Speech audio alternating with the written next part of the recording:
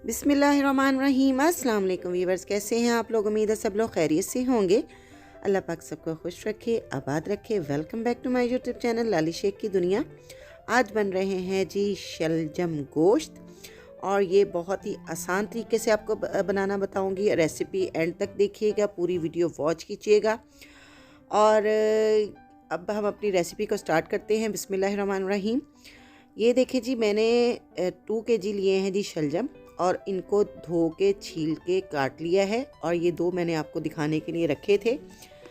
ये इस तरीके से हमने शलजमों को लिया है जी, कट कर लिया है। अब आप आगे अपनी रेसिपी को स्टार्ट करते हैं। बिस्मिल्लाहिर्रहमानिर्रहीम। 1 kg लिया है जी मैंने बीफ। आप इसको चिकन में बना लें, मटन में बना लें, मैं इसको बीफ में बना रही हूँ। अब ये जी, इसके लिए मैंने लिए है 2 प्याज रफली कट कर लिए हैं, 10 से 12 जवे लहसुन के हैं, और 2 इंच का टुकड़ा अदरक का मैंने चॉप कर लिया है। बिस्मिल्लाहिर्रहमानिर्रहीम। अब इसमें जाएगा जी 2 टेबलस्पून भर के नमक का, आप अपने टेस्ट के अकॉर्डिंग भी शामिल कर सकते हैं। 1 टेबलस्पून जाएगा जी हल्दी पाउडर, 2 टीस्पून के करीब भर के जाएगा जी पिसी हुई लाल मिर्च का, और 3 टेबलस्पून मैंने इसमें डाल दिया है जी पिसा हुआ धनिया, और 2 टमाटर रफली कट करके।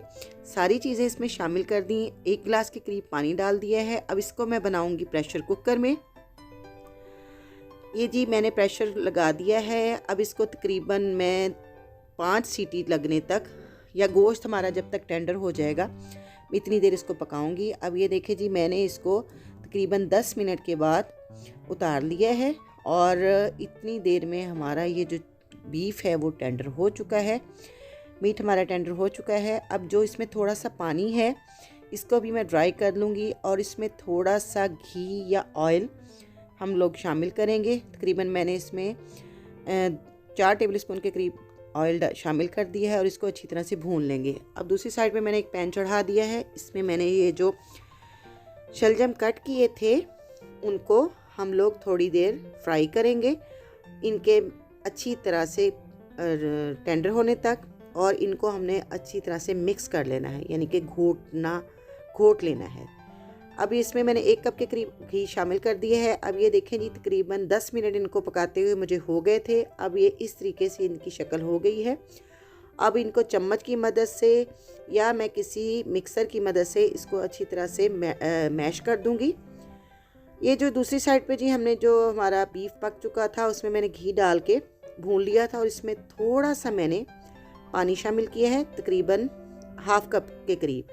अब इसमें ये जो शलजम थे मैंने इसको इसमें डाल दिया है। अब इसको हमने तकरीबन 10 से 15 मिनट इसी तरीके से भूनते जाना है। इतना भूनना है कि इनका जो ऑयल है वो भी बाहर आ जाए, और शलजमों के अंदर सारा जो बीफ का टेस्ट है वो भी चला जाए। इसमें मैंने जी 1 चम्मच शामिल किया है चीनी का। चीनी डालने से जो शलजम अक्सर खारे होते हैं, खारापन भी ख़त्म हो जाता है, लेकिन हमारे पंजाब के जो है शलजम वो बहुत अच्छे होते हैं, लेकिन फिर भी अक्सर इसमें से निकल आते हैं। तो 1 चम्मच जो चीनी है वो उसके टेस्ट को मज़ीद एनहेंस कर देगी, और इनका टेस्ट माशाल्लाह बहुत मज़े का बनेगा। ये देखें जी, रेसिपी हमारी तकरीबन तैयार हो चुकी है। इसमें मैंने धनिया भी शामिल कर दिया है, और ये शलजम हमारे भुन चुके हैं, पक चुके हैं। अब इनको हम करते हैं डिश आउट। बिस्मिल्लाहिर्रहमानिर्रहीम।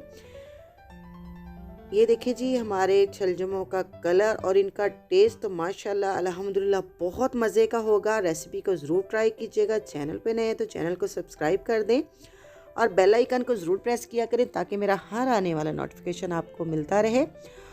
और ये देखिए जी, हमारी शलजम गोश्त का फाइनल लुक, और ये इसका टेस्ट माशाल्लाह आप ज़रूर ट्राई कीजिएगा, बहुत मज़े के बनते हैं। आप इस रेसिपी को ज़रूर ट्राई कीजिएगा। मुझे रखें दुआओं में याद।